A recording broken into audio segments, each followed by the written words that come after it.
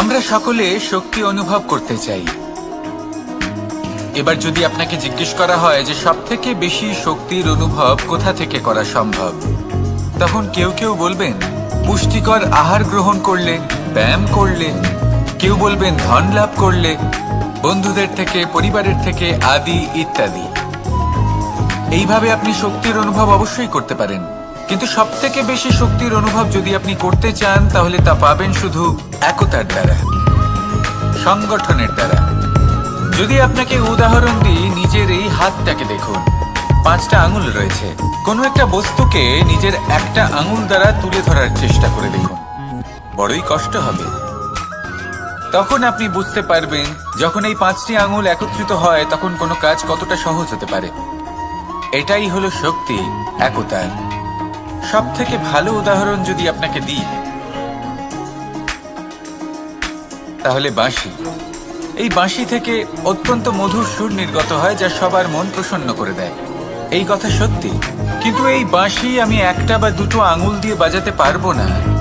আমাকে প্রত্যেকটা আঙুল ব্যবহার করতেই হবে, তবেই এর থেকে মধুর সুর নির্গত হবে যা সকলকে প্রসন্ন করবে, ঠিক কিনা? ঠিক এইভাবেই যদি আপনি চান যে আপনার জীবনরূপী বাঁশি থেকেও মধুর সুর নির্গত হোক বা সবার মনকে প্রসন্ন করে তুলুক, তাহলে আপনাকেও জীবনে একতা নিয়ে আসতেই হবে। আপনি একাও কর্ম করতে পারেন, পথ চলতেও পারেন, সামনেও এগোতে পারেন, সাফল্যও লাভ করতে পারেন। কিন্তু যখন সকলে একসাথে এগোবেন, সেই পথে চলবেন, সেই কর্মই করবেন, তখন লক্ষ্যে অবশ্যই পৌঁছবেন, সাফল্য অবশ্যই লাভ করবেন। কিন্তু সেই সাফল্য এবং তার আনন্দর সংমিশ্রণটাই একটু অন্যরকম হবে। তাই জীবনে ঐক্যবদ্ধ হন, একসাথে মিলে এগোতে থাকুন, আর আমার সাথে ভালোবেসে বলুন রাধা রাধা। মানুষের জীবনে 2 ধরনের আবেগ থাকে যা চিরকাল তার সাথে বসবাস করে। প্রথম, স্বপ্ন। দ্বিতীয়, অজুহাত। মানুষ হাজার হাজার স্বপ্ন দেখতে পারে। আমাকে এই কাজ করতে হবে, আমাকে ওখানে ঘুরতে যেতে হবে, আমায় জীবনে এই অসম্ভব কাজ বাস্তবায়িত করে দেখাতে হবে, আদি ইত্যাদি। এবার ঠিক যেমন স্বপ্ন দেখেন সেইভাবে অজুহাতও খুঁজে নিয়ে আসেন। আমি এই স্বপ্ন পূরণ করতে পারলাম না, কারণ আমাকে কেউ সাহায্যই করল না, কারণ আমি দুর্বল হয়ে পড়েছিলাম, কারণ আমার কাছে সময়ই ছিল না, আদি ইত্যাদি। এবার সাফল্য এবং অসফলতার মাঝখানে এই ধরনের সংঘর্ষ হতে থাকে। সাফল্য তখন লাভ করা সম্ভব যখন আপনার স্বপ্ন আপনার অজুহাতের থেকে অনেক বড় হয়, আর অসফলতা তখন পাবেন যখন আপনার অজুহাত আপনার স্বপ্নের থেকে অনেক বড় হয়। আপনি যদি সাফল্য লাভ করতে চান তাহলে চেষ্টা করতে থাকুন, পরিশ্রম করুন। যদি অসফল হন তাহলে ভয়ভীত হওয়ার কোনো প্রয়োজন নেই। নিজের ভুল বুঝুন, তাকে শুধরে নিন, আবার চেষ্টা করুন। কিন্তু যদি নিজের জীবনে অজুহাত নিয়ে আসেন তখন স্বপ্ন কখনো পূরণ হবে না। আসুন আমার সাথে ভালোবেসে বলুন রাধা রাধা। আমার জীবনে পরিচয় হয়েছে অনেক ব্যক্তির সাথে, ভিন্ন ভিন্ন ধরনের মানুষ। এনাদের সাথে আলাপ হয়ে খুব ভালো লেগেছে, অনেক শিক্ষাও লাভ করেছি। আমি তাদের সাথেও আলাপ করেছি যারা অনেক উচ্চ স্তরে পৌঁছে গেছেন, আবার তাদের সাথেও যারা নিজেদের জীবনে বিশেষ কিছু করতে পারেননি। তাদের সাথেও পরিচয় হয়েছে যারা সফল, আবার তাদের সাথেও যারা অসফল। এবার এই সবই একই রকম মনে হয়। এদের মধ্যে পার্থক্য শুধুই মানসিকতার। যখনই কোনো অসফল ব্যক্তির সাথে পরিচয় হয়েছে তখনই দেখেছি তাদের কাছে সবসময় একটা অজুহাত রয়েছে যে কেন তারা সফল হতে পারেননি। কখনো তারা দোষ দিয়ে থাকেন তাদের ভাগ্যকে, তাদের পরিস্থিতিকে, দোষারোপ করতে থাকেন তাদের মাতা পিতাকে, আত্মীয়দের, বন্ধু বান্ধবদের। কোনো না কোনো অজুহাত সবসময় এদের কাছে থাকে যে কেন তারা সফল হতে পারেননি।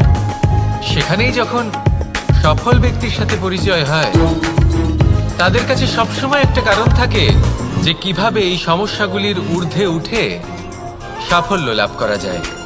আর সেই কারণ হলো যে যাই হয়ে যাক না কেন সাফল্য লাভ করতেই হবে। যতই সংঘর্ষ করতে হোক না কেন, যতই সমস্যা আসুক না কেন, সফল আমাদের হতেই হবে। এটাই পার্থক্য মানসিকতার। সত্যি কথা বলতে আপনার আজকের এই মানসিকতা হলো আপনার আগামী ভবিষ্যতের ইমারতের ভিত। এই মানসিকতা যতটা প্রবল হবে, যতটা শুভ হবে, আপনার ভবিষ্যৎ ততটাই বিশাল এবং সুন্দর হবে।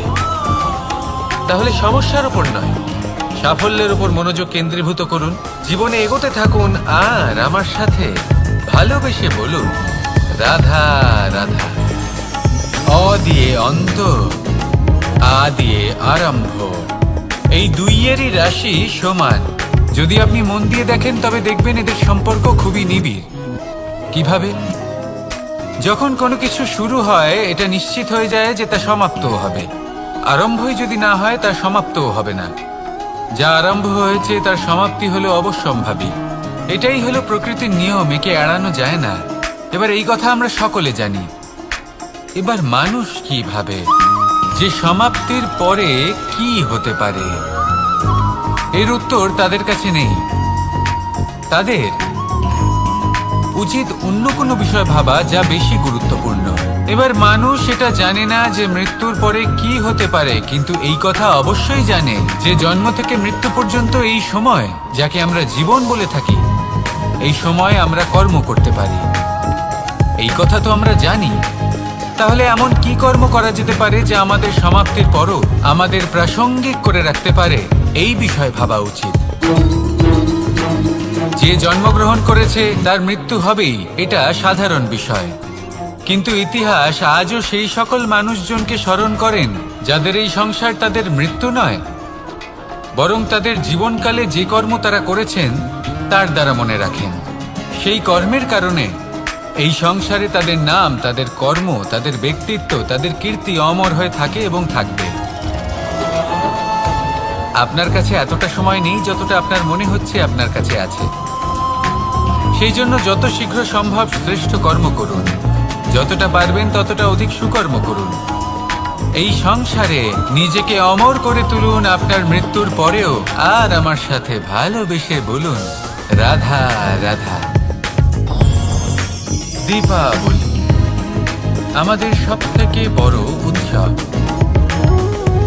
শ্রীরাম রাবণকে পরাস্ত করে 14 বছরের বনবাস কাটিয়ে আবার অযোধ্যায় ফিরে এলেন অমাবস্যার রাত্রে। অযোধ্যায় সবাই খুব প্রসন্ন ছিলেন, খুবই উৎসাহিত ছিলেন। অযোধ্যায় সহস্র প্রদীপ প্রজ্বলিত করা হয়েছিল এই উৎসবে। একে আমরা দীপাবলি বলে থাকি। এবার এই বিষয়ে আমরা সকলে জানি। আপনি কি এটা জানেন যে শ্রীরাম বাস্তবে অমাবস্যার এক রাত আগেই অযোধ্যায় পৌঁছে গেছিলেন? সবার সামনে অমাবস্যার রাতে এসেছিলেন। এর কারণ কি? শ্রীরাম প্রমাণ করতে চেয়েছিলেন যে যে কোনো সময়, দিন হোক বা রাত, শুভ বা অশুভ হয় না। শুভ অশুভ কিছু থাকলে তা হলো মানুষের চিন্তা, তার ভাবনা, তার নির্বাচন আর তার কর্ম। নিজেই দেখে নিন, শ্রীরাম শুভ কাজ করে ফিরেছিলেন এবং অমাবস্যার মতো গভীর এক রাত্রিকেও দীপাবলিতে পরিবর্তিত করেছিলেন। এমনটাই যদি আমরা করতে পারি, তাহলে এমন কোনো গৃহে যান যেখানে অসহায় ব্যক্তি রয়েছেন, যা অন্ধকারচ্ছন্ন, আর সেখানে প্রকাশ প্রজ্বলিত করুন। প্রকাশ সহায়তার, প্রেরণার, আশার। যদি এমন কিছু আমরা করতে পারি তাহলে তাকে প্রকৃত অর্থে দীপাবলি বলা যেতে পারে। তাহলে নিজের পরিবারের সাথে দীপাবলি পালন করুন। আপনাদের শুভেচ্ছা জানাই। আসুন আর আমার সাথে ভালোবেসে বলুন রাধা রাধা। কোনো এক সময়ের কথা, একজন জেলের একটা ছোট্ট পুত্র ছিল। সে ভাবলো যে আমি আমার বাবার মতোই মাছ ধরব। তখন সে একটা লাঠি নিল, তাতে দড়ি বাঁধল, আর সেই দড়ির মুখে যে কাঁটা বেঁধে থাকে তাতে চারা ঝুলিয়ে জলে ফেললো আর বসে থাকলো। কিছু সময় পরে জলে একটি তরঙ্গ দেখা গেল। ও বুঝতে পারলো খুব বড় একটা মাছ ফাঁদে পড়েছে। ও বল প্রয়োগ করলো, সেটা টানার চেষ্টা করলো। মাছও বল প্রয়োগ করলো, আর শেষে যেটা হলো সেই দড়ি ছিঁড়ে গেল আর মাছ বেঁচে পালিয়ে গেল। দেখুন, ও অনেক চেষ্টা করলো কিন্তু অসফল হলো। কখনো অধিক বল প্রয়োগ করলো, আবার কখনো কম বল, কিন্তু কিছুতেই সফল হলো না। ও পঞ্চমবার প্রচেষ্টা করলো, না বেশি বল প্রয়োগ করলো না কম, ততটাই বল প্রয়োগ করলো যতটা পর্যাপ্ত, ঠিক ততটাই বল, যতটা বল সেই মাছ প্রয়োগ করলো। আর শেষ পর্যন্ত জীবনে প্রথমবার ও মাছ ধরতে সফল হলো। এবার এই কথার সারমর্ম কি? ভারসাম্য। এটাই হলো জীবনের সবথেকে বড় নিয়ম। আমাদের সবার জীবনে সমস্যা রয়েছে, কখনো মন দিয়ে ভেবে দেখবেন। জীবনে যদি কোনো ক্ষুদ্র সমস্যা বা ছোট সমস্যা থাকে আর সেটা সমাধান করার জন্য আপনি বেশি চেষ্টা করছেন, তাহলে তার দ্বারা সমাধান হয় না, বরং আরো বিপদ বেড়ে যায়। যখন কোনো বড় সমস্যা থাকে আর আপনি কম চেষ্টা করতে থাকেন, তখন সমাধান হয় না, তা চলতেই থাকে।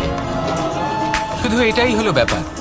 জীবনের সমস্ত সমস্যার একটা ভারসাম্য বজায় রাখা, যদি এটা আপনি শিখে ফেলতে পারেন, জীবনটা আপনার হাতের মুঠোয় থাকবে। আসুন আমার সাথে ভালোবেসে বলুন, রাধা রাধা। আপনি কখনো কোনো বাজকে নিজের বাসা বানাতে দেখেছেন?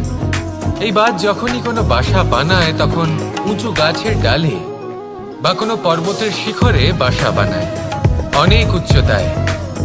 আর সেখানে তার সন্তানও জন্মগ্রহণ করে। যখন এই সন্তানেরা জন্মায়, তখন এই বাজ খুবই ভালোবেসে এবং খুব সাবধানে এদের পালন পোষণ করে। নিজের ঠোঁট দিয়ে তাদের ঠোঁটে খাবার পরিবেশন করে।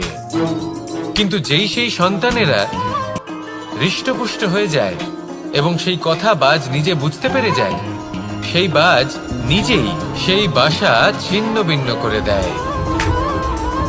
সেই সন্তান যাদের সবেমাত্র ডানা গজিয়েছে, কিভাবে উঠতে হয় তারা জানে না, সেই সন্তানগুলিকে উচ্চতা থেকে ঠেলে দেয়। সেই সন্তান প্রথমে ভয়ভীত হয়ে যায়। তারা সামনে মৃত্যুকে দেখতে পেয়ে ভয়ের কারণে তাদের ডানা ঝাপটাতে থাকে। আর সেই প্রক্রিয়াতেই সেই সন্তানগুলি উড়তে শুরু করে দেয়। এবার এই ঘটনায় আমরা কি শিক্ষা পেতে পারি? এটাই, যদি আপনি মাতা পিতা হন, তাহলে নিজের সন্তানকে অবশ্যই স্নেহ করুন, কিন্তু তাদেরকে নিজের আঁচলের তলায় বেঁধে রাখবেন না। যদি আপনি চান আপনার সন্তান জীবনে উন্নতি করুক, তাহলে নিজের মুঠো থেকে তাদের স্বতন্ত্র করে দিন। এই সংসারে সংঘর্ষ করতে দিন। সেই সন্তান নিজেই বুঝতে পারবে যে জন্মের সময় পাওয়া ডানা কি করে ব্যবহার করতে হয়। আর আপনার চোখের সামনে আপনার সন্তান এই আকাশে উড়তে থাকবে। তাহলে আসুন আমার সাথে ভালোবেসে বলুন, রাধা রাধা। কখনো কোনো চাতককে দেখেছেন? একটা চাতক বর্ষার জন্য অপেক্ষা করে। সেই বর্ষার জলে নিজের তৃষ্ণা নিবারণ করে, নয়তো সারা বছর তৃষ্ণার্ত থেকে যায়। ও আকাশের দিকে তাকিয়ে থাকে আর অপেক্ষা করে যে কবে বর্ষা হবে আর কবে আমি আমার তৃষ্ণা নিবারণ করব। সেখানে অন্যদিকে একটি কাক বা একটা পায়রা, এরা কি করে? যেখানে জল পায় পান করে নেয়, যেখানে খাবার পায় খেয়ে নেয়, আত্মীয় স্বজন বন্ধু বান্ধব যাকেই পায় তার সাথে সময় কাটায়, খাবার খায় আর চলে যায়। এবার এদের মধ্যে মিল কোথায় আর পার্থক্য কোথায়? দুজনের কাছেই ডানা রয়েছে, দুজনেই উড়তে পারে। এই আকাশ হলো ওদের, খাবারের দানা ওদের। পার্থক্য হলো তাদের অভিলাষার, পার্থক্য হলো তাদের আকাঙ্ক্ষার, পার্থক্য জীবন যাপনের ধরনের। এবার যত বেশি আকাঙ্ক্ষা থাকবে, যত দামি জীবন যাপন করার ইচ্ছে থাকবে, তত বেশি কষ্ট আপনাকে সহ্য করতে হবে। আবার অন্যদিকে জীবন যত সরল হবে, জীবন যাপন যত সরল হবে, সমস্যা ততটাই কম হবে। তাই সবসময় চেষ্টা করবেন আপনার মানসিকতা এবং আপনার জীবন যেন সরল হয়। ভালোবাসতে থাকুন। যদি কেউ আপনাকে ভালোবাসে, তাকেও আপনি ভালোবাসা ফিরিয়ে দিন। তাদের সাথে কথা বলুন, কিছু তাদের কথা শুনুন, কিছু নিজের কথা বলুন। দেখবেন সকল তাপ উত্তাপ দূর হয়ে গেছে। এটাই তো হলো জীবনের সারমর্ম। তাই প্রেমে থাকুন, ভালোবাসুন, আর ভালোবেসে আমার সাথে বলুন, রাধা রাধা। একবার একজন সাধক ওনার শিষ্যদের একটা কাজ দিলেন। একটা দুর্লভ জড়িবুটি নিয়ে আসতে বললেন। এতটাও কঠিন কাজ সেটা ছিল না, কারণ সকল শিষ্য জানতেন যে এই দুর্লভ জড়িবুটি কোথায় পাওয়া যায়। পর্বতের শিখরে। কঠিন কাজ কোনটা? সেখানে পৌঁছনোর সেই পথ, যা ছিল কাঁটায় জর্জরিত, পাথরে পরিপূর্ণ, যেখানে পিছলে পড়ার আশঙ্কা রয়েছে এবং গভীর ক্ষত পেতে পারে সবাই। এবার বেশ কয়েকজন শিষ্য গেলেন, তার মধ্যে কয়েকজনই সেই জড়িবুটি নিয়ে আসতে পারলেন। কারণটা কি ছিল? কিছু শিষ্যের মনোযোগ ছিল শুধুমাত্র লক্ষ্যের দিকে, অর্থাৎ পর্বতের সেই শিখরে। কিছু শিষ্যের মনোযোগ ছিল পথের এই সংকটগুলির ওপর। কিছুজন নিজের সমস্ত মনোযোগ, সমস্ত শক্তি কেন্দ্রীভূত করলেন শুধুমাত্র লক্ষ্যের দিকে। বাকিরা মনোনিবেশ করলেন এই সংকটের থেকে নিজেকে বাঁচাতে। কিন্তু যাদের মনোযোগ শুধু লক্ষ্যের দিকে ছিল, শুধু তারাই জড়িবুটি নিয়ে আসতে পারলেন। কারণ কি ছিল? একটা সহজ ব্যাপার যা আমাদের বুঝতে হবে। আমরা যদি লক্ষ্যে পৌঁছতে চাই, তাহলে বিপদের সম্মুখীন তো আমাদের হতেই হবে, আর কোনো বিকল্প নেই। যন্ত্রণাও হবে, পায়ে কাঁটাও হয়তো ফুটতে পারে, হয়তো পড়েও যেতে পারেন, হয়তো রক্তপাতও হতে পারে। কিন্তু তার সাথেই সাফল্য অর্জনের যে আনন্দ, সেটাও পাওয়া যায়। সেই জন্য নিজের মনোযোগ সবসময় লক্ষ্যের দিকে রাখুন, পথের সেই বিপদগুলির দিকে নয়। সত্যি কথা বলতে, এই বিপদ এটা কিছুক্ষণের, আজ আছে কাল নাও থাকতে পারে। কিন্তু যদি লক্ষ্যকে প্রাপ্ত করতে পারেন, তাহলে তার আনন্দ আপনার সাথে সারা জীবন রয়ে যাবে। তাহলে লক্ষ্য প্রাপ্ত করুন আর আমার সাথে ভালোবেসে বলুন, রাধা রাধা। এই সংসারে সবাই বলেন, আমি অর্জুনের মতো হয়ে উঠতে চাই। সবাই চায় যে তারাও যেন অর্জুনের মতো গান্ডীব লাভ করে। তারাও চায় যে তাদেরকেও মহাদেব এসে পশুপতি অস্ত্র দান করবেন। তারাও এটাই চায় মহাভারতের মতো মহাসংগ্রামে বিজয়ী হতে। কিন্তু সবাই ভুলে যান যে অর্জুন যা হতে পেরেছিলেন, সবকিছুই অর্জন করেছিলেন। যদি আপনিও অর্জুনের মতো গান্ডীব লাভ করতে চান, তবে আপনাকেও তার মতোই শ্রেষ্ঠ কাঠ নির্বাচন করতে হবে। সেই কর্ম আপনাকেই করতে হবে। তার প্রত্যঞ্চা যাতে তীব্র হয়, তার জন্য আপনাকে সর্বশ্রেষ্ঠ দড়ি খুঁজে বের করতে হবে। আপনার বাণ যাতে ঘাতক হয়, সেই জন্য আপনাকে নতুন নতুন ধাতু খুঁজে বের করতে হবে। সেই শিক্ষা আপনাকে লাভ করতে হবে, তবেই আপনার ইচ্ছে পূর্ণ হবে। অর্জুন হওয়া বড়ই সরল, যদি আপনি কিভাবে অর্জন করতে হয় তা জানেন। শুধুমাত্র স্বপ্ন দেখেন যারা, তারা কখনোই অর্জন করতে পারবেন না। কিন্তু যদি কেউ অজ্ঞাতবাস ভোগ করতে পারে, যদি কেউ লাক্ষাগৃহ থেকে পালিয়ে বাঁচতে পারে, যদি কেউ কঠোর তপস্যা করতে পারে, প্রতীক্ষা করতে পারে এবং পরিশ্রম করতে পারে, তাহলে সে অর্জুন অবশ্যই হয়ে উঠবে।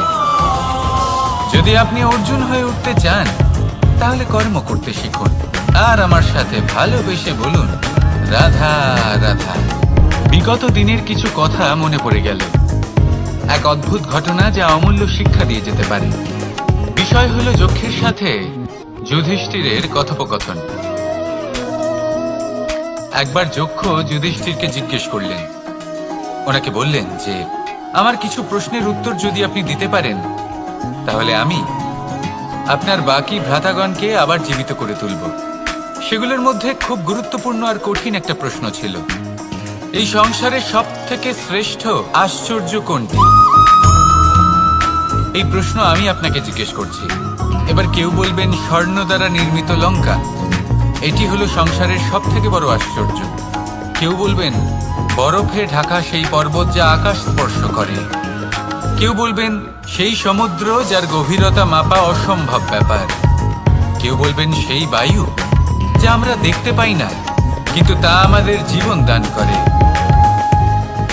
সংসারের সব থেকে বড় আশ্চর্য কি, সেই প্রশ্নের উত্তর যুধিষ্ঠির দিয়েছিলেন, আর তা ছিল শ্রেষ্ঠ উত্তর এবং উচিত। উনি বলেছিলেন যে সংসারে প্রতিদিন কোনো ব্যক্তি জন্ম, চেষ্টা করুন যাতে আপনি যে কাজ করছেন তার দ্বারা যেন অন্যের মঙ্গল হয়। এই প্রচেষ্টাই আপনার জীবনকে প্রসন্নতা আর প্রেম দ্বারা ভরিয়ে তুলবে। এই মন সুপ্রসন্ন হয়ে বলবে, রাধা রাধা।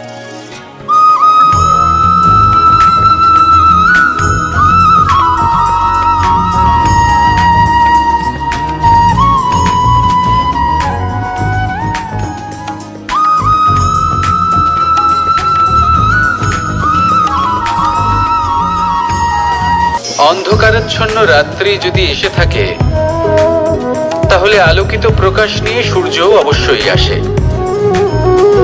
রোগ যদি এসে থাকে, তাহলে তার ওষুধও অবশ্যই আসে।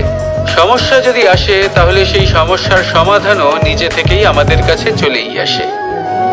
এই সংসার, এই জীবনের শুধুমাত্র একটাই নিয়ম আছে, আর তা হলো এটাই, এই সংসার হলো একটা চক্রের মতো। এতে শাশ্বত বলে কিছু নেই, নিত্য বলে কিছু নেই, আর যা কিছুই রয়েছে সব বদলাতে চলেছে। যদি আপনার জীবনে দুঃখ থাকে, সমস্যা থাকে, যদি আপনি বিপদ দ্বারা আচ্ছন্ন, তাহলে মনে রাখবেন সবকিছু বদলে যেতে চলেছে। দুঃখের সময় কাঁদবেন না, মনকে আরো দুঃখী করে তুলবেন না, কারণ এখানে যা কিছুই এসেছে তা যাওয়ার জন্যই এসেছে। তাহলে এত চিন্তা কিসের? আনন্দ সহকারে জীবন যাপন করুন, আর আমার সাথে ভালোবেসে বলুন, রাধা রাধা। যদি কোনো সিংহ বানরের মতো গাছে চড়তে চেষ্টা করে, তাহলে কি হবে? একটা মাছ যদি মাটিতে হাঁটতে চেষ্টা করে, তাহলে কি হবে? তারা বিফলই হবে। কিন্তু এরকম কেন হয়? তার কারণ হলো প্রকৃতির রচনা কিছুটা এরকম। এখানে প্রত্যেকটি ব্যক্তিকে, প্রত্যেকটি প্রাণীকে আলাদা আলাদা গুণের অধিকারী করা হয়েছে, এবং সকলকে একটা সীমাও প্রদান করা হয়েছে। এবার এই যে বৃক্ষ, পশু, পাখি, এদের মধ্যে সেই ক্ষমতাই নেই যে এরা নিজেদের যাচাই করতে পারবে, নিজেদের সীমাগুলো বুঝতে পারবে, নিজেদের সদ্গুণগুলো চিনতে পারবে। এরা সেটা করতে পারবে না। কিন্তু মানুষ তো আলাদা। মানুষের কাছে সেই বিশেষ শক্তি আছে যে তারা পূর্ণরূপে নিজেদের যাচাই করতে পারবে, নিজেকে পূর্ণরূপে বুঝতে পারবে, নিজের দোষ, নিজের অপগুণ, নিজের সদ্গুণ, নিজেদের সীমাগুলো তারা বুঝতে পারবে। আর এটা অত্যন্ত গুরুত্বপূর্ণ। কথায় আছে যে যদি সাফল্য লাভ করতে হয়, তাহলে নিজেকে যাচাই করে নিতে হবে। তাই নিজেকে যাচাই করুন, নিজের সাথে পরিচিত হয়ে যান, এবং জীবনে কর্ম করতে থাকুন। সাফল্যের শিখরে অবশ্যই পৌঁছে যাবেন। আর ওখানে যদি যান, তাহলে এই মন প্রসন্ন হয়ে অবশ্যই বলবে, রাধা রাধা। বনের মধ্যে যদি আপনি কোনো বিষাক্ত সাপ দেখেন, তাহলে কি করবেন? আপনি তখনই তার থেকে দূরে পালাতে চেষ্টা করবেন। আর এটা কেন করবেন? নিজের রক্ষার্থে। এই কথা আমি নয় মেনে নিলাম, কিন্তু নিজের জীবনে এটা করেন না কেন? আপনি যেখানেই যান, যে স্থানেই যান না কেন, প্রত্যেক সময়, প্রত্যেক মুহূর্তে এমন বিষাক্ত সাপ আপনি অবশ্যই খুঁজে পাবেন। আর সেই সাপ নয় যাদের আপনি বনে খুঁজে পাবেন, এরা হলো সেই সাপ যা আপনাকে পাপ করতে বাধ্য করবে। আপনার অন্তরের বাসনা, ক্রোধ, অহংকার, লোভ, ঈর্ষা, এদের বৃদ্ধি ঘটাবে। দেখুন, বনের এই সাপ আপনাকে একবার ছেড়ে দিতেও পারে, ছোবল নাও মারতে পারে, কিন্তু এই যে পাপরূপী সাপ আছে, তা অবশ্যই ছোবল মারবে। কর্ম যদি করেন, তাহলে অবশ্যই ফল পাবেন। সেই জন্য যখনই কোথাও যাবেন, যদি এমন কাউকে দেখেন, যদি এমন কিছু দেখেন যে আপনাকে পাপ করতে বাধ্য করছে, তাহলে সেই মুহূর্তে সেখান থেকে পালিয়ে যান। যেমন বনের সাপ দেখে আপনি পালাতে থাকেন। সৎকর্মের রক্ষা অত্যন্ত আবশ্যক। আসুন আর আমার সাথে ভালোবেসে বলুন, রাধা রাধা। মনুষ্য জীবনের সব থেকে বেশি গুরুত্বপূর্ণ বিষয় হলো মনের একাগ্রতা। এই সংসারের যে কটি মহান কার্য সম্পাদন হয়েছে, তা হলো মনের এই একাগ্রতার একমাত্র ফল। আপনি অবশ্যই দেখে থাকবেন, অনেক ছোট বড় নদী যা বয়ে চলে, তাদের সামনে একটা বাঁধ নির্মাণ করা হয় সেই সব নদীর জল সঞ্চয় করতে। বাঁধ হয়ে গেলে প্রয়োজন মতো বা মনের ইচ্ছে মতো তাকে ব্যবহার করা সম্ভব। এবার এটাই আমাদের মনের সাথেও সম্ভব। আমাদের মনের একাগ্রতা আজকের দিনে দাঁড়িয়ে বিভিন্ন ধরনের বিকার, ক্রীড়া এবং ভোগের মধ্যে ভাগ হয়ে গেছে। একে একত্রিত করতে হবে, একটা বাঁধ নির্মাণ করতে হবে, কর্মের বাঁধ। আপনাকে শুধু এটাই করতে হবে, যেটা উচিত কর্ম সেটাই করুন, যেটা অনুচিত কর্ম সেটা করা থেকে নিজেকে বিরত রাখুন। ব্যাস, এই কাজটাই আপনি করতে থাকুন, মনের মধ্যে একাগ্রতার বাঁধ নির্মাণ করুন। আর একবার যদি তা নির্মাণ হয়ে যায়, তাহলে যখন চাইবেন, যেখানে চাইবেন, যতটা চাইবেন, একাগ্রতা প্রয়োগ করতে পারবেন। আর একবার যদি আপনি এটা শিখে যান, তাহলে এই সংসারকে বদলে ফেলার মতো কাজ আপনি করতে পারবেন, সমাজকে শুধরাবার মতো কাজ করতে পারবেন। তাহলে এই মনকে একাগ্র করুন আর আমার সাথে ভালোবেসে বলুন, রাধা রাধা। আমরা সবাই ফল খাই, কিন্তু আমাদের সেই ফলই প্রিয় হয় যে পরিপক্ক হয়ে ওঠে, যেটা নম্র হয়, আর যে ফল অনেক বেশি মিষ্টি আর সুস্বাদু হয়ে থাকে, যাদের রঙে বাহার দেখা যায়। সেইভাবে জীবনে আমরা নানান মানুষের সাথে পরিচিত হই, কিন্তু সেই মানুষই আমাদের মন ছুঁয়ে যায় যারা বিনম্র স্বভাবের, যাদের বাণী খুব মধুর, যাদের অন্তরে আত্মবিশ্বাসের একটা তেজ, একটা রং দেখা যায়। এবার এমন ব্যক্তি আমরা কি করে হব? ঠিক সেইভাবেই যেমন একটা ফল রোদ, বর্ষা, শীত, বায়ু এই সকল সংকটময় পরিস্থিতির সম্মুখীন হয়ে পরিপক্ক হয়ে ওঠে, সেইভাবেই মানুষ সংকটময় পরিস্থিতির সম্মুখীন হয়ে পরিপক্ক হয়ে ওঠেন। যদি এই সংকটের সম্মুখীন হন, তাহলে অভিজ্ঞ হবেন, আর এই অভিজ্ঞতাই শিক্ষা দিয়ে যাবে। এই অভিজ্ঞতা আমাদের শিখিয়ে দেয় যে আমাদের বিনম্র থাকতে হবে, অহংকার করে কোনো লাভ নেই। মধুর বাণীর যে কি মূল্য তা আমরা শিখতে পারি। এই অভিজ্ঞতাই আমাদের বুঝিয়ে দেয় যে উচিত অনুচিত কোনটা, আমাদের দৃষ্টিভঙ্গি তৈরি করে, আর এই দৃষ্টিভঙ্গি দ্বারা আত্মবিশ্বাস জাগ্রত হয়। সেই জন্য জীবনে কখনো বিপদ থেকে দূরে পালাবেন না, সেগুলোর সম্মুখীন হন, অভিজ্ঞতা লাভ করুন, তার থেকে শিক্ষা লাভ করুন, এইভাবেই পরিপক্ক হবেন। আসুন আমার সাথে ভালোবেসে বলুন, রাধা রাধা। ধন সঞ্চয় করা সম্ভব, আর সেই জন্য ধন সব থেকে বেশি মূল্যবান সম্পত্তি নয়। এবার আপনি বলবেন, এ আমি কি বলছি? এই ধন খুব মূল্যবান, আমরা সকলে অর্জন করতে ব্যস্ত। সেটা এই কারণে, কারণ আপনারা জানেন না এই সংসারের সব থেকে বেশি মূল্যবান সম্পত্তি কি। এ হলো সেই সম্পত্তি যা কখনো সঞ্চয় করা সম্ভব নয়। আপনার কাছে যতই ধন থাকুক, তা দিয়ে আপনি স্বাস্থ্য লাভ করতে পারেন, বাড়ি কিনতে পারেন, আদি ইত্যাদি, কিন্তু আপনি যতই ধনী হন না কেন, ফেলে আসা দিনের একটা মুহূর্ত আপনি লাভ করতে পারবেন না। এই একটা মুহূর্ত, এই সময়, এটাই হলো সংসারের সব থেকে মূল্যবান সম্পত্তি। একবার চলে গেলে তা কখনোই ফিরে আসে না। আর এই মুহূর্ত যতই চলে যাক না কেন, আমরা স্মৃতির মাধ্যমে সেগুলি যাপন করতে পারি, তার আনন্দ উপভোগ করতে পারি। আর যার সাথে আমরা সময় অতিবাহিত করেছি, তার স্মৃতিতে আমরা চিরকাল জীবিত থাকতে পারি। সেই জন্য সময় সব থেকে মূল্যবান সম্পত্তি, তাকে এইভাবে নষ্ট করবেন না। প্রত্যেকটা মুহূর্ত উপভোগ করুন, আনন্দ করুন, আর ভালোবেসে বলুন, রাধা রাধা। কনক, কি সুন্দর একটা শব্দ। এর অনেকগুলো রূপ রয়েছে, অনেকগুলো অর্থও রয়েছে। প্রথম অর্থ হলো স্বর্ণ, অর্থাৎ সম্পত্তি। দ্বিতীয় অর্থ ধুতুরা, অর্থাৎ গাছের ছোট একটা বীজ, যা কিনা অত্যন্ত শক্তিশালী হয়। যদি বেশি মাত্রায় এর প্রয়োগ করা হয়, তাহলে এটা বিষময় হয়ে উঠতে পারে। এই হলো সেই ধুতুরা যার প্রয়োগ মহাদেবের পুজোতে করা হয়। এবার প্রশ্ন হলো এটাই যে এই স্বর্ণ এবং এই ধুতুরার মধ্যে মিল কি রয়েছে? মিল হলো এটাই যে এই দুটোই মানুষকে মত্ত করে তোলে। ধুতুরা মানুষকে তখন মত্ত করে যখন তাকে সেবন করা হয়, কিন্তু স্বর্ণ, ধন, সম্পত্তি, মানুষ সেটা যতটাই অর্জন করে নেয় সেটাই যথেষ্ট। এই স্বর্ণ মানুষের ভাবনা চিন্তা করার ক্ষমতাকে বশ করে ফেলে। মানুষ সম্পত্তির লোভে মত্ত হয়ে ওঠে। কারণ যে যত চমৎকারী, যতটা অমূল্য হয়, তাকে সামলানো কিন্তু ততটাই কঠিন, তাই না? তাই মনে রাখবেন, ধন, স্বর্ণ, সম্পত্তি এগুলো ধুতুরার থেকেও অনেক বেশি বিষাক্ত হতে পারে।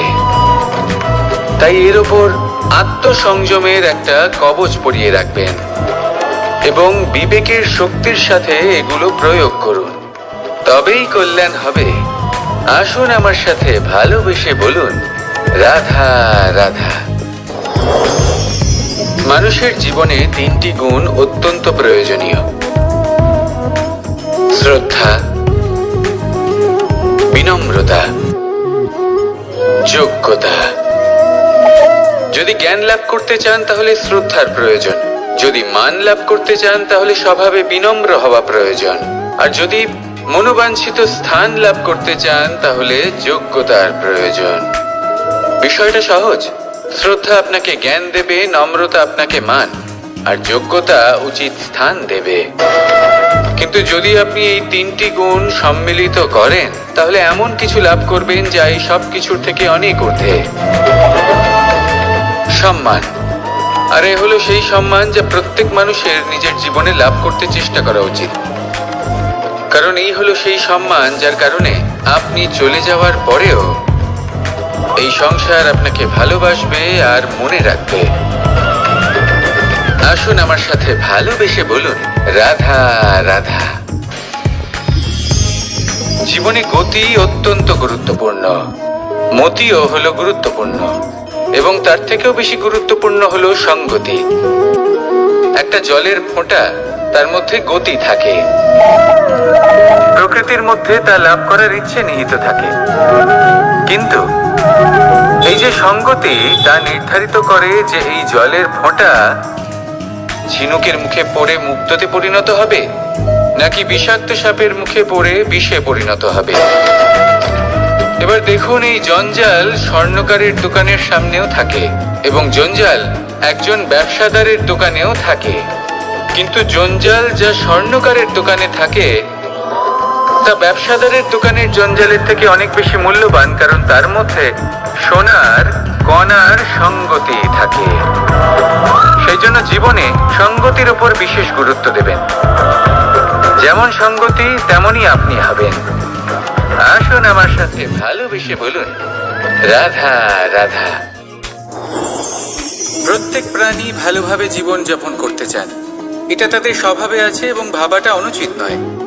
কিন্তু একটা ভালো জীবনের গুরুত্বপূর্ণ অংশ কোনটা? বসবাসের স্থান, সেই স্থান যেখানে আমরা জীবন অতিবাহিত করি। এবার মানুষ ভাবতে পারেন যে একটা ভালো বাসস্থানের অর্থ কি? সেই স্থান যেখানে সহজে জল পাওয়া যায়, যেখানে শুদ্ধ বায়ু পাওয়া যায়, যেখানে আনাজ উৎপন্ন হয়। এটা জীবনযাপনের জন্য পর্যাপ্ত বটে, কিন্তু ভালো জীবনযাপনের জন্য আরো একটা কথা আপনাকে বুঝতে হবে। সাধু, জ্ঞানী, পণ্ডিত ব্যক্তি, এই সকল মহাপুরুষ, এনাদের যে বাসস্থান তা অত্যন্ত বিশেষ হয়। এখানে এক ধরনের বিশেষ ইতিবাচক শক্তি থাকে, এমন একটা স্থান যেখানে দেবতারাও বিচরণ করেন। জীবন আমরা সবাই যাপন করি, কিন্তু জীবনের উদ্দেশ্য শুধুমাত্র জীবন যাপন করা নয়। জীবনের উদ্দেশ্য হলো মুক্তি লাভ করা। আর এই সকল সাধু, জ্ঞানী, পণ্ডিত ব্যক্তি, এই সকল মহাপুরুষ আপনাকে মুক্তির পথে নিয়ে যেতে পারেন, কারণ এরা হলেন সেই মহাপুরুষ যারা নিজেদের অন্তরের বিকার, অহংকার, ক্রোধ, বিদ্বেষ এই সকল দোষগুলিকে ত্যাগ করেছেন, এদের উপর বিজয় লাভ করেছেন। এমনই একজন ব্যক্তি আপনাকে মুক্তির পথে নিয়ে যেতে পারে। প্রয়োজন হলো শুধুই এনাদের চিনতে পারা, এদের কথা বুঝতে পারা এবং এদের দেখানো পথে চলা। যদি আপনি এটা করতে পারেন তাহলে এই মন প্রফুল্ল হয়ে বলবে, রাধা রাধা। আমি এখানে একা এই বনে বসে আছি, বাঁশি বাজাচ্ছি। কার জন্য? কে আছেন এখানে? কেউ নেই। আমার প্রজা, আমার রাজ্য, আমার পরিবার আমার থেকে অনেক দূরে আছেন। আমি এখানে একা এই বনে বসে, এই আকাশের এই রঙের, গাছের এই সব ফলের, মাটির সুবাসের আনন্দ উপভোগ করছি। কেন? আমি হলাম দ্বারকাধীশ। এমন কি রাজকীয় বা ভৌতিক সুখ রয়েছে যে আমি ওখানে পেতে পারি না? সবকিছুই পেতে পারি, তাও এখানে বনে একা বসে আছি।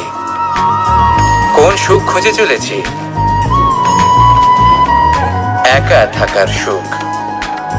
আমরা প্রত্যেকদিন অনেক মানুষের সাথে, চিন্তাধারার সাথে, কর্মের সাথে, পরিস্থিতির সাথে, সুখ দুঃখের দ্বারা বেষ্টিত থাকি। জীবনের এই চক্রে আমরা জড়িয়ে পড়তে থাকি। যতই আমরা এই সমস্যার সমাধান করি, আমরা ততই এতে জড়িয়ে পড়ি। আমরা এতটাই জড়িয়ে পড়ি যে যখন আমরা আয়নায় নিজেদের দেখি, তখন আমরা নিজেদের চিনতেই পারি না। এমন মনে হয় যেন আমরা নিজেদের হারিয়ে ফেলেছি। সেই জন্য প্রত্যেক দিন আপনি কিছু সময় নিজের সাথে কাটান একান্তে। এটা অত্যন্ত আবশ্যক। নিজের অস্তিত্বের গভীরে গিয়ে দেখতে শিখুন, নিজেকে বুঝুন। অদ্ভুত শান্তির অনুভূতি হবে। যেমন এই বায়ু, এই বৃক্ষ, এই পুষ্প, এই নিসর্গ, এদের মতো আপনিও কখনো একলা হতে শিখুন। কখনো নিসর্গের একটা অংশ হয়ে দেখুন। এই মন প্রসন্ন হয়ে বলবে, রাধা রাধা। ওমা, কি আমি কখন থেকে এখানে অপেক্ষা করছি, হাত পেতে দাঁড়িয়ে রয়েছি যাতে একটা ফল আমার হাতে এসে পড়ে এবং সেটা আমি খেতে পারি। কখন থেকে অপেক্ষা করছি, কিন্তু সেটা হচ্ছেই না। এবার আপনি বলবেন যে এসব কি বলছি, এ কি অদ্ভুত কথা বলছি। যদি ফল খেতে হয় তাহলে আমাকে বৃক্ষে চড়তে হবে, ফলের কাছে পৌঁছতে হবে, তবেই তো ফল পাবো। এবারে এটা অত্যন্ত সহজ ব্যাপার, কিন্তু এই বিষয়টা আপনি নিজের জীবনের প্রসঙ্গে ভেবে দেখুন।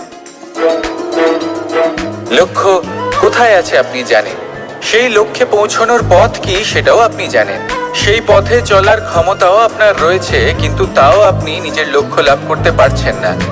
কেন? কারণ আপনি অপেক্ষা করছেন যে লক্ষ্য আপনার সামনে চলে আসবে, কিন্তু তা হয় না।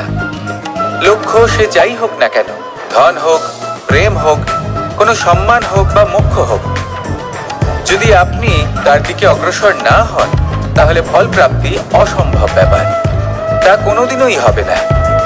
সেই জন্য আপনার চোখের সামনে আপনি যদি নিজের লক্ষ্যকে দেখতে পান, তাহলে উঠুন এবং সেই দিকে অগ্রসর হতে শুরু করুন। নিজের অন্তরের সকল অশুভ গুণ দূর করুন, অলসতা ত্যাগ করুন, অজ্ঞানতা ত্যাগ করে দিন এবং চলতে থাকুন। অবশ্যই মনোবাঞ্ছিত ফল লাভ করতে পারবেন। মনে রাখবেন, চলতে থাকলে তবেই লক্ষ্য প্রাপ্তি হবে। অপেক্ষার দ্বারা শুধুমাত্র মৃত্যু লাভ হবে। আসুন আমার সাথে ভালোবেসে বলুন, রাধা রাধা।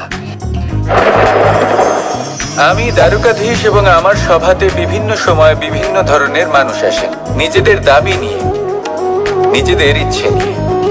কখনো কেউ ভোজন চান, আবার কখনো কেউ ওষুধ, কখনো কেউ বস্তু চান, কেউ আবার চান বস্ত্র। কারোর জ্ঞান চাই, কারোর ধন চাই, আবার কারোর বাসস্থান। অনেক সময় আমি এই অনুরোধ, এই ইচ্ছে পূর্ণ করি না। এবার আপনি এটা ভাবতেই পারেন যে কৃষ্ণ তো তাহলে লোভী, ওর কাছে তো সবকিছুই রয়েছে, তারপরেও সে নিজের প্রজার ইচ্ছে পূর্ণ করে না, তাদের সমস্যাগুলি বুঝতে পারে না, তাদের সুখ স্বাচ্ছন্দ্য প্রদান করে না। আসল সত্য হলো এটাই যে কোনো সবল ব্যক্তি, যে কোনো গৃহস্থ ব্যক্তি যে কাজ করতে সক্ষম, তার পরিশ্রম দ্বারাই নিজের প্রয়োজনগুলি এবং ইচ্ছেগুলি পূরণ করা উচিত। এটা অত্যন্ত প্রয়োজনীয়, আর এগুলো তিনি করতে পারেন শিল্প, ব্যবসা, আচরণ অথবা জ্ঞানের ভিত্তিতে। এই পথে চলতে হবে, পরিশ্রম করতে হবে, তবেই সে কিছু অর্জন করতে পারবে। এবার এমন কোনো ব্যক্তি যার এই সব কিছুতে কোনো রুচি নেই, যে কিছুই করতে চায় না, সে কিছুই অর্জন করতে পারবে না। এবার এরকম কোনো ব্যক্তিকে যদি আমি কোনো বস্তু প্রদান করি, তাহলে কি হবে? সে পরাধীন হয়ে যাবে, আর সেটা উচিত হবে না। তাহলে কি করা উচিত? তাকে পথ দেখানো। তাকে বোঝাতে হবে যে কোন পথে চলে তুমি নিজের লক্ষ্য প্রাপ্ত করতে পারবে। শিল্প, জ্ঞান, আচরণ এবং ব্যবসা এই পথে কিভাবে চলে সেটা শেখাতে হবে। আর আমি সেটাই করি। তার ফলে কি হয়? ব্যক্তি স্বাধীন হয়ে যায়। সংসারে সে যা চাইবে তাই প্রাপ্ত করতে পারবে। কখনো কারোর থেকে কিছু চাইবার প্রয়োজন পড়বেই না। এই কথাটা সবসময় মনে রাখবেন। যখনই দান করবেন তা ভাবনা চিন্তা করে এমন ভাবে দান করবেন যাতে সামনের ব্যক্তি স্বাধীন হতে পারে, পরাধীন নয়। আসুন আমার সাথে ভালোবেসে বলুন, রাধা রাধা করতে শিখুন। পাণ্ডবরা বন থেকে এসেছিলেন। ওনাদের কাছে না কোনো ধন ছিল, না কোনো সম্পদ, না বিদ্যা। নিজের পরিশ্রমের দ্বারা ওনারা বিদ্যা অর্জন করেছিলেন, আর তার দ্বারাই সম্পদ অর্জন করলেন আর ধনও অর্জন করলেন। এই পাণ্ডব ছিলেন অত্যন্ত কুশল এবং শক্তিশালী। যুধিষ্ঠির নিজের পরিশ্রম দ্বারা এমন জ্ঞান অর্জন করেছিলেন যে এই সংসার ওনাকে ধর্মরাজ যুধিষ্ঠির অভিহিত করেছিল। দেখতে গেলে পাণ্ডবদের কাছে সবকিছুই ছিল, কিন্তু যখন বিষয় এলো আরো ধন লাভ করার, তখন যুধিষ্ঠির, যিনি পাণ্ডবদের মধ্যে জ্যেষ্ঠ, তিনি সকল পাণ্ডবদের সাথে দ্যুতক্রীড়ায় অংশগ্রহণ করে ফেললেন। এর ফলে না শুধু ধনলক্ষ্মী, ধর্মলক্ষ্মী, বিবেক লক্ষ্মীকেও হারালেন, আর শুধু তাই নয়, নিজের গৃহলক্ষ্মী দ্রৌপদীকেও হারিয়ে ফেললেন। এর কারণ কি? ভুলে গেলেন খুব সহজ একটা কথা। এই সংসারে সম্মান এবং সাফল্য দুটোই পরিশ্রমের দ্বারা লাভ করতে হয়, কিন্তু দ্যুতক্রীড়ার এই খেলা আমাদের ভাগ্যের উপর নির্ভরশীল। এই সংসারে দুটি পথ রয়েছে। একটা পথ যেখানে কর্ম এবং পরিশ্রমের দ্বারা আপনি নিজের পথ নিজেই রচনা করতে পারবেন, আর দ্বিতীয় পথ হলো যেখানে এই ভাগ্য এক মুহূর্তে আপনাকে শিখরেও পৌঁছে দিতে পারে, আবার ধূলিসাৎ করে দিতে পারে। আপনি কোন পথ বাছবেন সেই চয়ন আপনারই। আসুন আর আমার সাথে ভালোবেসে বলুন, রাধা রাধা। কোনো এক সময়ের ঘটনা এটা। মা এবং বাবা হাটে গিয়েছিলেন। তখন আমি আর দাদা গিয়েছিলাম গরু চড়াতে। আমরা বাড়ি ফিরে এলাম, আর মা সেই সময় একটা কাজ করতেন। যখনই হাটে যেতেন দরজা তালা বন্ধ করে যেতেন। উনি খুব ভালো করে জানতেন যে যদি ওনার এই মাখন চোর সঠিক সময়ে পৌঁছে যায় তাহলে এক ফোঁটাও মাখন ওনার অবশিষ্ট থাকবে না। এবার ঘটনা কিছুটা এরকম হলো যে মা আর বাবা মাঝে মাঝে হাটে যেতেন, তাই মাঝে মাঝেই দরজা তালা বন্ধ করতে হতো।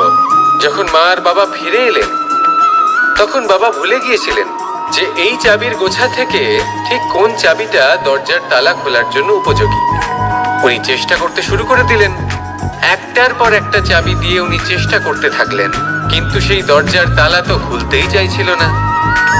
ওনার মাথা থেকে ঘাম পড়তে শুরু করলো।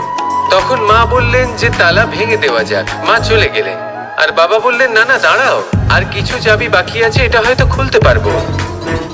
মা হাতুড়ি নিয়ে চলে এলেন সেই তালা ভাঙার জন্য, আর তখনই বাবা শেষ চাবিটা প্রয়োগ করলেন আর দরজার তালা খুলে গেল।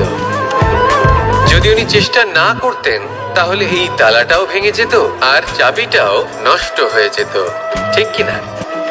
এবার এই ঘটনাটা আমি দেখেছিলাম, আর আমার মনে হলো যে কখনো কখনো এই চাবির গোছার মধ্যে থেকে শেষ চাবিটাও কিন্তু জীবনের দরজা খুলে দিতে পারে। সেজন্য আপনি যদি জীবনে সাফল্য লাভ করতে চেষ্টা করেন, নিজের লক্ষ্যে পৌঁছতে চান, তাহলে হার মানবেন না। হয়তো দেখবেন আপনার পরবর্তী প্রচেষ্টা বা এই অন্তিম প্রচেষ্টা আপনাকে সাফল্যের পথে নিয়ে গেল। তাই নিরন্তর প্রচেষ্টা করতে থাকুন, জীবনে সাফল্য লাভ করুন। যজ্ঞের আগুনকে শুভ বলে মনে করা হয়, আর সেখানেই চিতার আগুনকে অশুভ মনে করা হয়।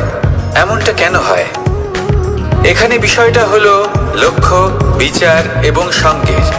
যখন আমরা যজ্ঞ করি তখন আমাদের লক্ষ্য কি হয়? পরিবেশকে আরো পবিত্র করে তোলা, ইতিবাচক করে তোলা। আমাদের লক্ষ্য শুভ হয়। তারপরে আসে বিচার। এই পরিস্থিতিতে সেই বিচার হলো অগ্নি। স্ফুলিঙ্গ থেকে তীব্র আকার ধারণ করে সমস্ত কাঠকে পুড়িয়ে দেয় এবং সুগন্ধ ছড়িয়ে দেয়। অর্থাৎ যদি আপনার লক্ষ্য শুভ হয় তাহলে তার নিজেই শুভ বিচারধারাকে আমন্ত্রণ জানায়। এই শুভ বিচার তখনই আসবে যখন আপনার সংকল্প শুভ হবে। অন্যদিকে হলো চিতার আগুন। এর লক্ষ্য কি? একটা দেহকে পরধামে পৌঁছে দেওয়া। সবার শেষে সবকিছু আপনার উপরে নির্ভরশীল যে আপনি কোনটা চয়ন করতে চান। আপনার লক্ষ্য যদি শুভ হয় তাহলে আপনার বিচার এবং সঙ্গতি আর তার পরিণাম সবই শুভ হবে। আসুন আর আমার সাথে ভালোবেসে বলুন, রাধা রাধা। এই সংসারের প্রত্যেক বস্তুর, প্রত্যেক পরিস্থিতির, প্রত্যেক আবেগের দুটি দিক আছে। এর মধ্যে পার্থক্য করা সম্ভব শুধুমাত্র দৃষ্টিভঙ্গির দ্বারা। যদি কোনো ব্যক্তি পর্বত শিখরে দাঁড়িয়ে থাকেন তাহলে উনি এটাই দেখতে পাবেন যে এই জলের ধারা সমুদ্রের দিকে বয়ে চলেছে। আরেক ব্যক্তি যিনি সমুদ্রের কাছে দাঁড়িয়ে আছেন তার এটাই মনে হবে যে এই জলের ধারা সমুদ্রের দিকে আসছে। এখানে বিষয়টা হলো দৃষ্টিভঙ্গির, আর এটাই সময়ের সাথেও হয়ে থাকে। অনেক সময় মানুষ চিন্তিত হয়ে পড়েন, ত্রস্ত হয়ে পড়েন যে তার কাছে হয়তো খুব কম সময় আছে, তাতে তিনি অনেক কিছুই করতে পারবেন না, আর একটু সময় থাকলে খুব ভালো হতো। তিনি এইভাবেও ভাবতে পারেন যে অল্প হলেও সময় বাকি তো রয়েছে, অর্থাৎ যা অবশিষ্ট আছে তাকে সংরক্ষণও করা সম্ভব, তাতে জীবন যাপনও করা সম্ভব। আর এটা নির্ভর করছে আপনার উপর। তাই দৃষ্টিভঙ্গি ইতিবাচক রাখুন। জীবনে দুই ধরনের আবেগ রয়েছে যার কোনো মূল্য নেই। আমার কথার অর্থ এটা নয় যে এদের কোনো গুরুত্ব নেই, গুরুত্ব যথেষ্টই রয়েছে, শুধু এদের জন্য আপনাকে কোনো মূল্য দিতে হয় না। প্রথম আবেগ হলো আনন্দ, প্রসন্নতা। এটা আপনি যে কোনো জায়গায় খুঁজে পেতে পারেন যদি আপনি খুঁজে পেতে চান। আপনি কোনো পুষ্পের সৌন্দর্য দেখে প্রসন্ন হতে পারেন। বায়ুর কারণে যখন একটি বৃক্ষ শিহরিত হয় সেটা দেখে আপনি প্রসন্ন হতে পারেন। একটা ছোট্ট শিশুর কলরব শুনেও আপনি প্রসন্ন হতে পারেন। একটা ক্রন্দনরত বালককে হাসিয়ে আপনি প্রসন্ন হতে পারেন। সবকিছু আপনার উপর নির্ভরশীল। সেখানে আরেকটি আবেগ হলো দুশ্চিন্তা। মানুষ বড়ই দুশ্চিন্তা করতে থাকে। আজ আমি এই কাজ করেছি, সেই বিষয়ে চিন্তা। আজ আমি এই কাজ করতে পারিনি, সেই বিষয়ে চিন্তা। কাল আমাকে এই কাজ করতে হবে, সেই নিয়ে চিন্তা। আমি কি সেই কাজটা করতে পারবো, সেই বিষয়েও দুশ্চিন্তা। চিন্তা সর্বত্র রয়েছে, যার জন্য মূল্য দিতে হয় না। যত চান আপনি একত্রিত করতে পারেন। একটা গুরুত্বপূর্ণ কথা মনে রাখবেন, প্রসন্নতা জীবনের একটা নতুন সূত্রপাত। সেখানে দুশ্চিন্তা হলো জীবনের চিতার সমান। এবার এই দুটি আবেগ হলো মূল্যহীন, দুটোই আপনার সামনে আছে। কোনটা চয়ন করবেন আপনি, দুশ্চিন্তা নাকি প্রসন্নতা? সিদ্ধান্ত আপনারই। আসুন আর আমার সাথে ভালোবেসে বলুন, রাধা রাধা। ধন, সম্পত্তি, এগুলো আসলে কি? এগুলো শুধু সেই মূল্য যার দ্বারা আমরা কোনো কিছু অর্জন করতে পারি। এবার এই ধনের দ্বারা এই সংসারে অনেক কিছু লাভ করা সম্ভব, কিন্তু সেই সব কিছুই শুধুমাত্র ভৌতিক বস্তুই হবে, ভৌতিক সামগ্রী, ভৌতিক সুবিধা। অর্থাৎ আপনার কাছে যতই ধন থাকুক তা আপনাকে শান্তির ঘুম এনে দিতে পারবে না, আপনাকে জীবনের বাস্তব সুখের অনুভূতি লাভ করাতে পারবে না, কারণ এগুলো ভৌতিক ধন। এই ভৌতিক বস্তুই অর্জন করাতে সক্ষম। বাস্তবিক ধন কি? যদি এই প্রশ্ন আপনার মনে আসে তাহলে তার উত্তর আমি আপনাকে দেব একটা উদাহরণের মাধ্যমে। কখনো আপনি শুনে থাকবেন যে একজন পিতা আজীবন অনিষ্ট করেন, অনর্থ করেন, খারাপ কাজ করেন শুধু ধন অর্জনের জন্য। তিনি ভাবেন যে আমি ধন অর্জন করব আর নিজের সন্তানকে একটা উজ্জ্বল ভবিষ্যৎ প্রদান করব, একটা সুখ স্বাচ্ছন্দ্যময় জীবন দান করব। এবার সন্তান যখন জন্ম লাভ করে তখন সে ভাগ্যের জোরে সেই ধন ভোগ করে। যেরকম সে পায় সেরকমই তার ব্যবহার সে করে। কখনো আপনি এটাও দেখে থাকবেন যে সেই সন্তান সমস্ত ধন নষ্ট করে ফেলে, আর সেই পিতা যিনি সমস্ত ধন সঞ্চয় করেছেন, যিনি সেই ধনের প্রভু, আজ সেই ধনের প্রহরী হয়ে রয়েছেন। এবার এরকম কেন হয়? এরকম তখনই হয় যখন সেই পিতা বুঝতেই পারেন না যে তার জীবনের আসল ধন কি। সেই আসল ধন তার সন্তানকে সে দিতেই পারে না। যদি পিতা তার সন্তানকে কর্মের জ্ঞান দিতে পারেন, উচিত কোনটা অনুচিত কোনটা সেই শিক্ষা দিতে পারেন, সংস্কারের প্রকৃত শিক্ষা দিতে পারেন, তবে সেটা ধনের থেকে অনেক বেশি গুরুত্বপূর্ণ। এটাই হলো জীবনের বাস্তব ধন। আপনি সেই কথা তো অবশ্যই শুনে থাকবেন, কুসন্তান হলে ধন সঞ্চয় করে কি হবে, সুসন্তান হলে ধন সঞ্চয় করে কি হবে। সন্তান যদি কুপুত্র হয় তাহলে সব নষ্ট করে ফেলবে, আর সন্তান যদি সুপুত্র হয় তাহলে ধন থাকুক না থাকুক সে নিজেই কর্মের পথে অগ্রসর হয়ে ধন অর্জন করবে আর নিজের জন্য এক উজ্জ্বল ভবিষ্যৎ গড়ে তুলবে। তাই সন্তানকে সম্পদ দেওয়ার আগে কর্মের জ্ঞান দান করুন, সুশিক্ষা দিন, কারণ এটাই হলো জীবনের প্রকৃত ধন। আসুন আর আমার সাথে ভালোবেসে বলুন, রাধা রাধা। একবার একটা শেয়াল বনে বিচরণ করছিল। ও একটা ছোট্ট শাবক দেখতে পেল। ও ভাবলো, আজ একেই আমি খাবার হিসেবে গ্রহণ করব। আশেপাশে দেখলো কেউ দেখছে না তো, কেউ ছিল না, আর সেই শাবকের উপর আক্রমণ করলো, যা হলো একটা ঘোর অপরাধ। বনের নিয়ম অনুসারে আপনি কখনোই শাবকের উপর আক্রমণ করতে পারেন না। তারপর এই খবরটা যখন রাজা সিংহ জানতে পারলেন, সভার আয়োজন করলেন। কিন্তু সেখানে শেয়াল বলল, আমি তো এরকম কিছু করিনি। কিন্তু যদি আপনি এরকম বলেন, কোনো প্রমাণ দিন, এর কোনো সাক্ষী আছে?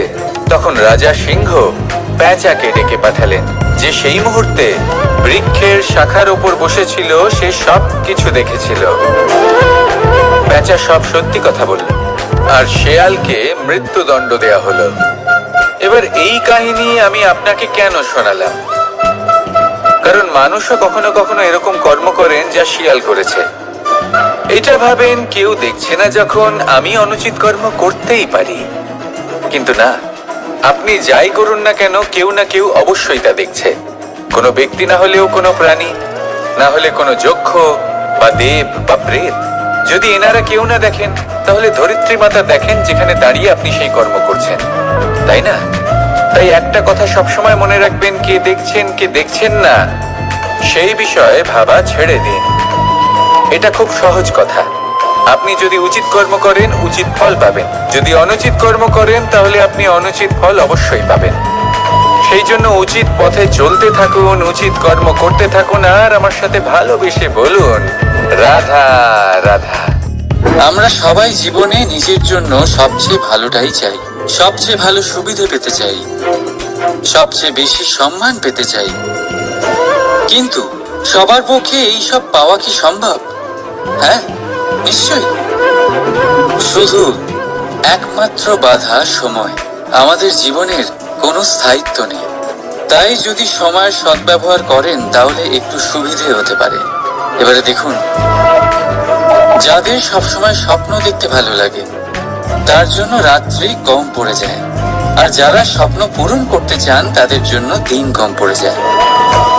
যারা সম্মান পেতে চান, তাদের জন্য সব সময় পরোপকার কম পড়ে যায়। আর যারা জ্ঞান অর্জন করতে চান, তাদের জন্য মনোসংযোগ। জীবনে যদি নিজের লক্ষ্যে পৌঁছতে চান, তবে সময়ের বিভাজন আপনাকে ঠিক করতেই হবে। মনে রাখবেন, রাধা রাধা। লোকে বলে জীবনে মেলামেশা করা অত্যন্ত আবশ্যক। এতে সম্পর্কের আধারও হয়, আবার ব্যবসাও চলে। কিন্তু সবচেয়ে বেশি গুরুত্বপূর্ণ হলো ব্যবহার। তাই এই বিষয়ে ভাবুন, আপনার জীবনে কে আপনার সাথে মেলামেশা করবে তা নিশ্চিত করে সময়। আপনি আপনার জীবনে কার সাথে মেলামেশা করবেন তা নিশ্চিত করবে আপনার হৃদয়। আপনি যাদের সাথে মিশছেন, তাদের হৃদয়ে আপনি কতক্ষণ থাকবেন তা নিশ্চিত করবে আপনার ব্যবহার। নিজের ব্যবহার ভালো রাখুন, সব ভালোই হবে। রাধা রাধা। এই ফুল দেখতে পাচ্ছেন আপনি? এটা সেই ফুল যার জীবন এই ডালে শুরু হয়েছিল। দর্শকদের চোখে প্রশংসা দেখল সে। মধুর লোভে মৌমাছিরা এলো, আর তারপর ডাল থেকে ভেঙে নিচে পড়ে গেল সে। কেন? নিয়তি এরকম কেন করলো ভাবুন। কারণ এই ডালেই ফুল হয়ে থাকাটা, এই ফুলের জীবনের লক্ষ্য কখনোই ছিল না। এবার এই ফুল হয় দেবতাদের সজ্জায় ব্যবহৃত হবে, নয় কোনো কন্যার গয়নায় গাঁথা হবে, আর নয় কারোর প্রেম প্রদর্শনের মাধ্যম হবে। দেখুন, জীবনে নিজের লক্ষ্যে পৌঁছতে হলে যাত্রাকে ভয় পেলে চলবে না। নিজের অস্তিত্ব তৈরি করতে হলে তাদের ছায়া থেকে আপনাদের দূরে যেতেই হবে যারা আপনাকে অস্তিত্ব প্রদান করেছেন। এটাই জীবনের নিরন্তর সত্য। রাধা রাধা। আমাদের সকলের জীবনে কখনো না কখনো পাথর দ্বারা আঘাত লাগেই, আর এই সংসারও আমাদের ওপরে কখনো না কখনো পাথর বর্ষণ করে। কখনো আমাদের খারাপ ভেবে, আর কখনো আমাদের অসফল ভেবে, কখনো আমাদের বুদ্ধিহীন ভেবে। কারণ অনেক আছে, কিন্তু এই পাথর দ্বারা আমরা আঘাত পাবো কি পাবো না তা সম্পূর্ণ আমাদের হাতে। হয় আপনি এই পাথরের আঘাত পেয়ে চোখের জলে ডুবে থাকতে পারেন, আর নয়তো যদি আপনি চান তাহলে এই পাথর দিয়ে সেতু বানিয়ে সকল সমস্যার সাগর অতিক্রম করতে পারেন। সিদ্ধান্ত আপনার। এই পাথর এ হলো প্রতীক আমাদের নিন্দার, আমাদের আলোচনার। যে এই আলোচনা নাকারাত্মক ভাবে দেখবে সে শুধুমাত্র কষ্টই পাবে, আর যে এই আলোচনাকে নিজের বিকাশের আধার বানাবে সেই সাফল্যের চূড়ায় পৌঁছবে। তাই মনে রাখবেন, আলোচনা আপনার শত্রু নয়, আপনার সবচেয়ে বড় মিত্র। রাধা রাধা। মিষ্টি জল সবার পছন্দ, কিন্তু নোনতা জল কেউ পছন্দ করে না। এইবার ভাবার বিষয় হলো মুক্ত, যা সমুদ্রের গহ্বরেই তৈরি হয়। নোনতা জলের মধ্যে থেকেই প্রতি মুহূর্তে অন্য প্রাণীদের থেকে বেঁচে নিজের অস্তিত্বকে বাজি রেখে ঝিনুক মুক্ত প্রদান করে থাকে। কখনো ভেবেছেন কেন? কারণ সংকটের সম্মুখীন না হয়ে, চরম পরিস্থিতির সাথে না জড়িয়ে আপনার কখনোই সুখ প্রাপ্তি হবে না। তাই নির্ভীক হয়ে সংকটের সম্মুখীন হন, আর আমার সাথে ভালোবেসে বলুন, রাধা রাধা। আমরা সকলেই সময়ের গুরুত্ব বুঝি। সময় আমাদের তৈরি করে, আর সময়ই আমাদের নষ্ট করে দেয়। কখনো ভালো সময় আসে, আর কখনো ভীষণ খারাপ সময় আসে। তবে আশ্চর্যের বিষয় এটাই যে সব জেনেও আমরা সময় নষ্ট করি। মনে রাখবেন, সময় শুধু বয়ে যায়, কখনো ফিরে আসে না। তাই ভালো সময় আসার অপেক্ষায় সময় নষ্ট করবেন না। যাই করবেন আজ, এক্ষুনি, এই মুহূর্তে শুরু করুন। তা সেটা কাউকে আনন্দ দেওয়াই হোক, বা নিজেকে বদলানোর চেষ্টা করা হোক, যাই হোক না কেন, বিলম্ব করবেন না। কারণ সময় শুধুমাত্র তাকেই সঙ্গ দেয় যে সর্বদা সময়কে সম্মান করে। রাধা রাধা। কোথায় আছে সবকিছু সীমা থাকে, মুশকিলের, কষ্টের, সংকটের, অন্ধকারের। যার কোনো সীমা নেই তা হলো কেবলমাত্র কঠোর পরিশ্রমের। আপনি নিশ্চয়ই দেখেছেন, রাত্রি যতই অন্ধকারময় হোক, তারারা পরিশ্রম করে তার সাথে লড়তে থাকে, আর অবশেষে সকাল হয়েই যায়। ঝড়ে পাখিদের বাসা ছিন্ন বিচ্ছিন্ন হয়ে যায়, কিন্তু পাখিরা নিজের পরিশ্রম দ্বারা তা আবার বানিয়ে নেয়। কারণ যা সীমিত তাকে অসীমের কাছে হারতে হয়, আর পরিশ্রম অসীম। রাধা রাধা। প্রবাহিত নদী কত সুন্দর হয়, বলিষ্ঠ হয়। যেদিক দিয়ে বয়ে যায় সেখানে এক নতুন জীবন প্রদান করে, ধরণীকে উর্বর করে, আকাল দূরে রাখে। আর হয়তো এই জন্যই নদীকে মায়ের মতো পুজো করা হয়। কিন্তু আপনি কি কখনো ভেবে দেখেছেন যে নদীর জন্ম কি করে হয়?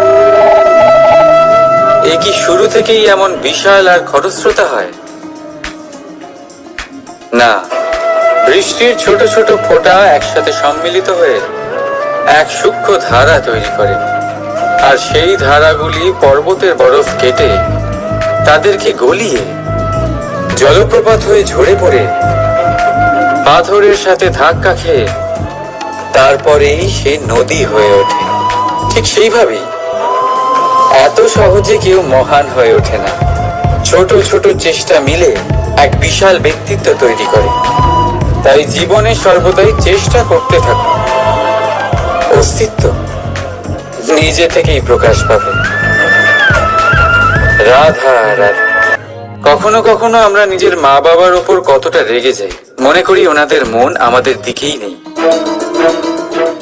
আমরা ভাবি ওনাদের কাছে আমাদের কোনো অস্তিত্বই নেই, আর তাই আমরা রেগে যাই। কিন্তু আপনি কি কখনো এমন অনুভব করেছেন যে আমাদের চোখ দিয়ে আমরা আমাদের নাক কখনো দেখতেই পাই না, কারণ তা চোখের ভীষণই কাছে থাকে, দুই চোখের মাঝখানে। কিন্তু যখন কেউ মুখে আঘাত করে, হাত সর্বপ্রথম নাককেই সুরক্ষিত করার চেষ্টা করে। মাতা পিতাও অনেকটা এরকমই হয়। আপনার ভালোর জন্য, আপনার সুরক্ষার জন্য তারা সবসময় তৈরি। তাই তাদের প্রেমকে কখনো সন্দেহ করবেন না। আবশ্যক নয় তাদের প্রেম আপনি সবসময় স্পষ্টভাবে দেখতে পাবেন, কারণ এই এক এমন প্রেম যা সর্বদাই আপনার সাথে ঢাল হয়ে আপনার রক্ষা করতে থাকবে। রাধা রাধা। বাবুল গাছ কত বিশালাকার হয়, পিপুল গাছও বিশালাকার হয়। কিন্তু আপনি কি কখনো ভেবে দেখেছেন যে কেন বাবুল গাছ কেটে তা ব্যবহার করা হয়, আর কেনই বা পিপুল গাছকে পুজো করা হয়?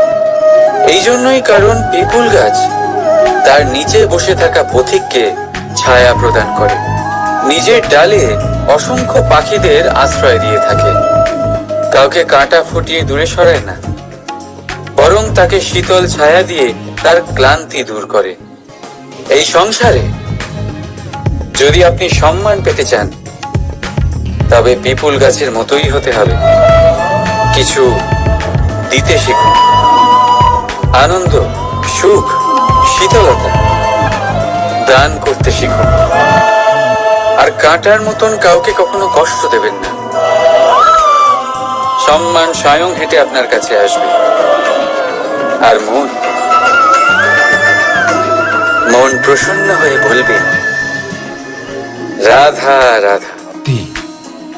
শক্তি অর্জন করা এতটা কঠিন নয় যতটা শক্তি লাভ করার পরে সেই শক্তি সামলানো কঠিন হয়। কারণ যেই মানুষ শক্তি লাভ করে তার মনে গর্ববোধ জন্মায়, জন্মায় অহংকার, জন্মায় জেদ।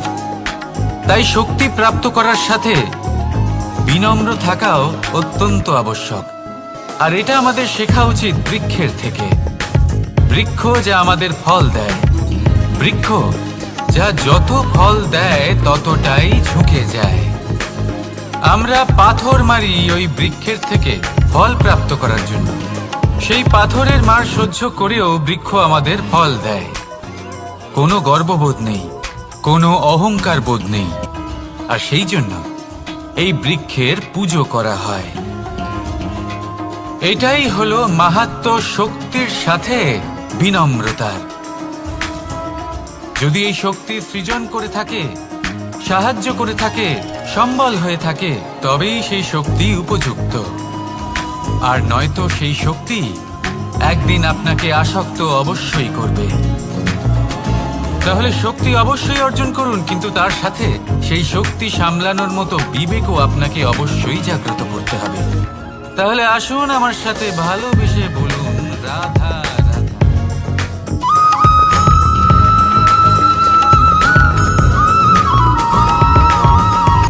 কথায় আছে, অন্ধকারে প্রদীপ প্রজ্বলিত করলে চতুর্দিক আলোকিত হয়। কিন্তু যদি এই প্রদীপ আমি সূর্যের আলোর সম্মুখে সকালবেলায় প্রজ্বলিত করে রেখে দিই, তাহলে কি হবে? আপনি বলবেন যে এটা করে তো কোনো লাভই হলো না। সূর্যের প্রকাশের সামনে এই প্রদীপ আসলে কিছুই নয়। এবার এই চিন্তা ভাবনা প্রত্যেক দিন করতে হবে, আর একটা অমূল্য শিক্ষা পেতে হবে। মনে করুন যে আপনি মহাপুরুষের সামনে বসে আছেন, কোনো মহাজ্ঞানীর সামনে। তাহলে সেই ব্যক্তির সামনে নিজের জ্ঞানের প্রদীপ প্রজ্বলিত করবেন না, নীরব থাকুন আর সেই ব্যক্তির সূর্যের প্রকাশের মতো জ্ঞান প্রাপ্ত করুন। যতটা পারবেন জ্ঞান লাভ করুন। যদি এমন কোনো সময় এমন কোনো স্থানে আপনি আছেন যেখানে চতুর্দিক অন্ধকার, কারোর কাছেই জ্ঞান নেই, সেখানে নিজের জ্ঞানের প্রদীপ প্রজ্বলিত করুন। এমন করলে দুদিক থেকেই আপনার লাভ হবে। আপনার জ্ঞান প্রাপ্তিও হবে আর জ্ঞানের সঠিক প্রয়োগও করতে পারবেন।